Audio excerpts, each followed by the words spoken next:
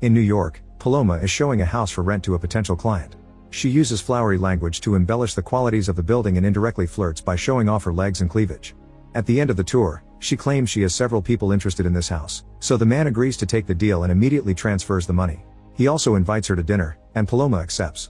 She explains that the previous owners will be picking up a few remaining things in the afternoon, so they can meet here tonight after they're gone. That night, the man arrives with a bottle of wine, ready for the date. However, another guy opens the door and reveals he lives there with no intention of selling or renting. He never heard of Paloma either. The client immediately calls her, but the number no longer exists. It turns out Paloma is a scammer. She shows houses and apartments that she doesn't own to rich people who don't ask many questions, gets the first payment, and then disappears. She uses a different phone number, name, wig, and even accent each time so she never gets caught.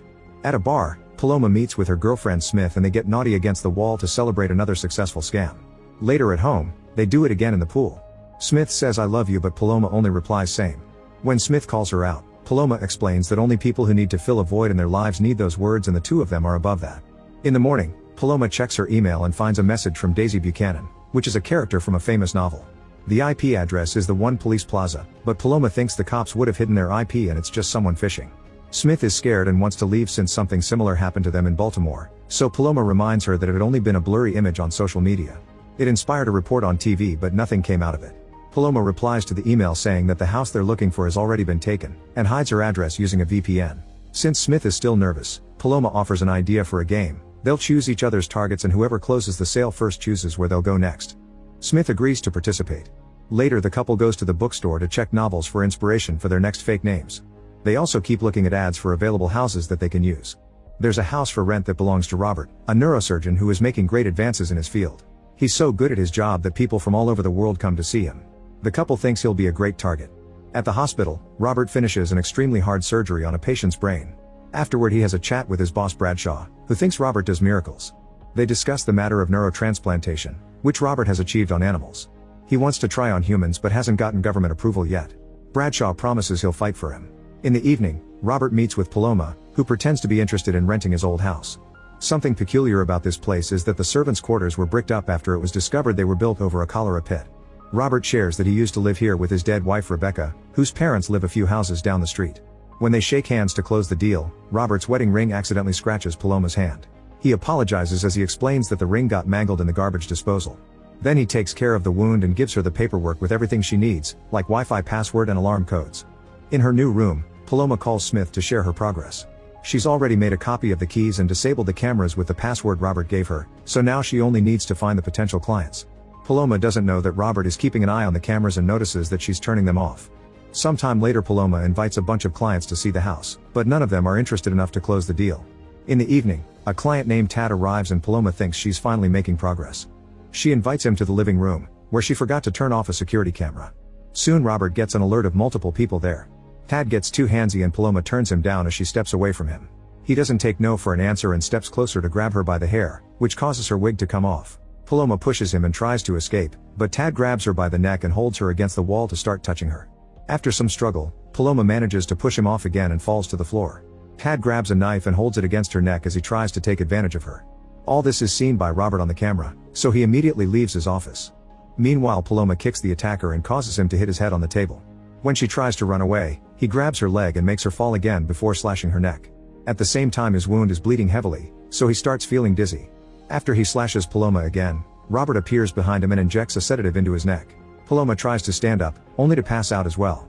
At the police station, detectives Diane and Crace are studying the case of the mysterious woman who has been scamming people all over New York. They have no information on her except that she uses names from literary characters. Diane confirms she sent the email and asks Crace to search every recent listing on popular house sites with names from novels. When Paloma finally wakes up, she finds herself in a hospital room. Robert checks on her and explains that he had to give her 10 units of blood. Then he pulls out the business card he found in her pocket, which has her fake name and classifies her as a realtor. He now knows she's a scammer and proceeds to scold her, saying she should use her intelligence to help others. After sedating her again, he stitches the wound on her neck. That night Paloma wakes up and disconnects all the machines to escape, only to discover that the door is locked. When she checks the window, she finds a brick wall blocking it. She yells at the security camera and pounds on the door to no avail. Then she takes her hairpin and a needle to pick the lock, which finally allows her to leave the room. In the corridor, she realizes she isn't in the hospital, she's in the house's secret room. A door suddenly slams and Paloma is startled by a dog barking. Suddenly Lenny appears behind her and captures her. Meanwhile Smith finishes her sale and sends Paloma a message. At the same time Robert is removing the bloodstained carpet and finds Paloma's phone and keys. He decides to hide the carpet in Paloma's car. Sometime later a cop goes around the neighborhood with a picture of Tad, asking the neighbors if they've seen him. His wife reported him missing and his phone puts him in this area as his last location. Robert says he doesn't recognize him, but when the cop asks about any strange happenings in the area, Robert tells him about a car blocking a hydrant. He had it towed, so he tells the officer the company he called. While Robert watches old videos of Rebecca, Paloma wakes up in a cell to discover she's been chained to the floor. She desperately yells for help to no avail. Soon Robert brings her food and medicine, so she yells at him and tries to attack, but he just steps out of reach. Robert threatens to call the cops and Paloma actually wants him to do that, willing to admit her crimes if it gets Robert and Tad too. Robert leaves after telling her to eat, so Paloma throws the tray in fury before Lenny appears again. In the evening, Robert reveals he's used Paloma's DNA to find out more about her. He's got her full name and knows that her family died in a car accident 3 years ago. Meanwhile at the bar, Smith waits for Paloma and starts to worry about her absence. When Zach tries hitting on her, she sends him away. At that moment Robert replies to her text pretending to be Paloma. Smith happily sends her an "I love you" and Robert replies "I love you too," causing Smith to get suspicious. She goes back to Zach and this time agrees to leave with him. Later Paloma needs to pee, so Lenny handcuffs her to himself and takes her to a toilet outside her cell, where she's forced to do it in front of him. Paloma notices a scar on his head and tries to chat with him, but he doesn't answer. When Lenny takes her back, Robert changes the handcuffs for the chain and Paloma tries to use the chance to attack, but Lenny immediately overpowers her. She asks about Lenny, so Robert shares that he used to be a nurse at his hospital. 6 months ago a drunk driver hit him and Lenny was left in a vegetative state, but the driver only got a suspended license. If Robert hadn't operated on him, Lenny would have spent all his life in bed connected to a machine. However, Paloma thinks that being an empty man isn't a life either. Robert leaves after turning off all the lights and Paloma starts playing with the drain cover until she manages to remove it. On the street, Smith arrives with Zach. She tells him that Robert is her best friend's abusive boyfriend and he's beaten them both up. Now she's afraid that her friend may have been locked up, so Zach grabs his gun and agrees to help. Robert opens the door when he hears knocking and Zach immediately pushes him to get inside. He searches every room and starts throwing things around, including a picture of Rebecca. When he insults her, Robert snaps and breaks a record so he can use a shard to slash Zach's neck, instantly killing him. Outside, Smith sees the lights being turned off and gets out of the car. Following the house blueprints, she walks to the back to look for a side entrance, unaware that there's a camera that immediately alerts Robert. While he grabs a knife, Smith finds a strange indent in the wall and tries to pull it open to no avail. Then she notices a keypad and remembers that Paloma told her the password, so she uses it to finally open the hidden door. With a gun in hand, she goes inside. Soon Robert follows her. When Smith enters the hidden area, she's startled by a dog in a cage, which starts barking at her. The noise alerts Lenny, who rushes to get his dart gun. In the cell, Paloma uses the drain cover to remove a screw from the chain, which allows her to free herself. She sneaks around until she finds an office and grabs a knife before returning to her cell, where she pretends to still be chained up. She hears someone approaching her from behind and quickly jumps to stab that person, thinking it's Robert. However, it's actually Smith, who collapses in her girlfriend's arms. Then Robert also enters the cell and Paloma begs for his help. He covers Smith's wound with his hand and asks her to stay still, but she's bleeding heavily.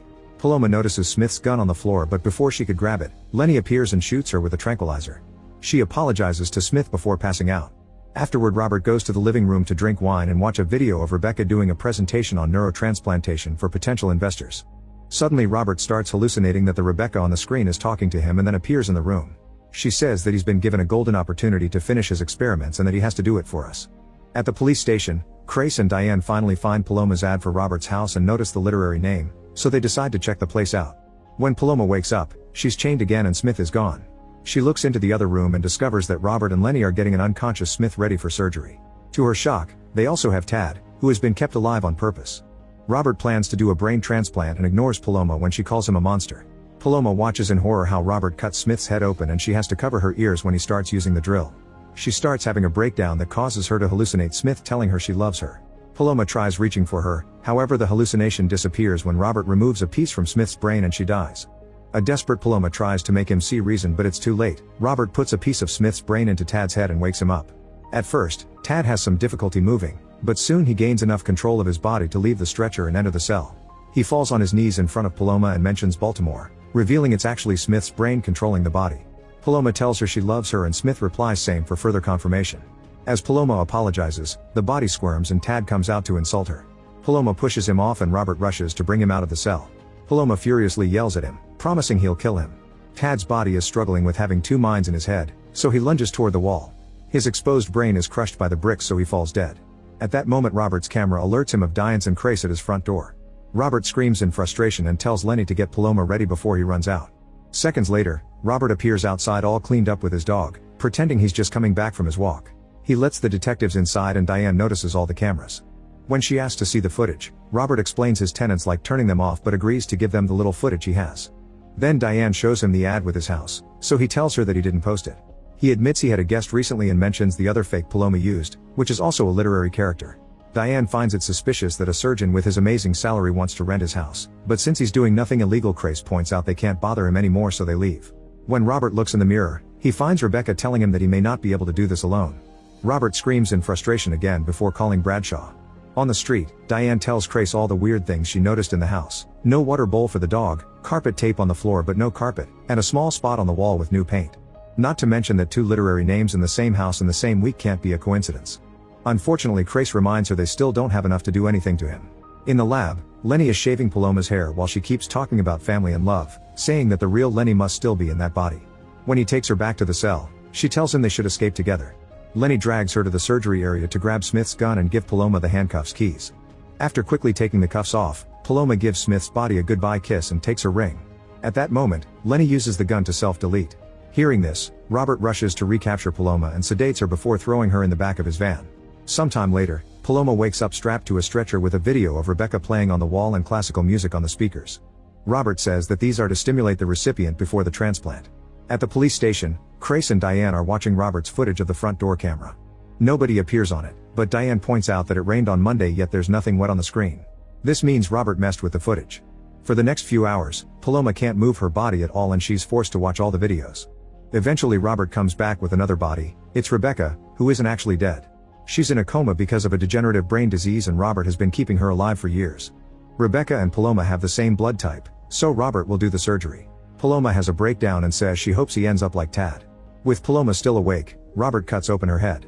At first she laughs, but that changes into screaming when Robert gets the drill. Moments later Bradshaw arrives to see the results of the experiment. Paloma begs for help, but Bradshaw is disgusted by all the lines Robert has crossed and steps out of the room. When Bradshaw wonders how many people were killed for this, Robert swears this is the first one.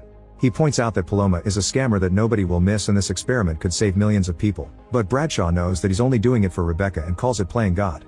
Refusing to be part of this, Bradshaw leaves. In the car, Bradshaw tries calling 911. However, Robert appears next to him and stabs him.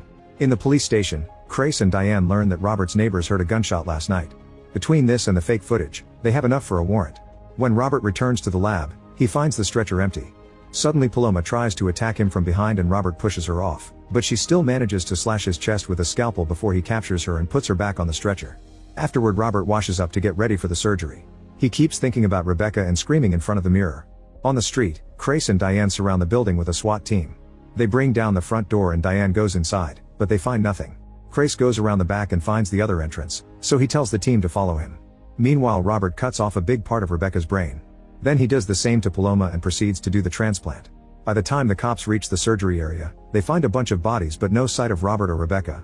A few houses down the street, Robert is hiding in Rebecca's parents' home.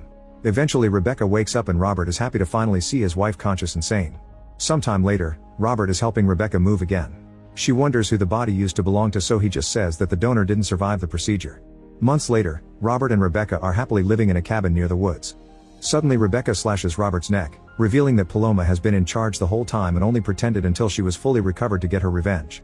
She puts on Smith's ring again and smokes while she enjoys watching Robert bleed to death. Make sure to subscribe and turn on notifications so you can watch more videos like this. Thanks for watching.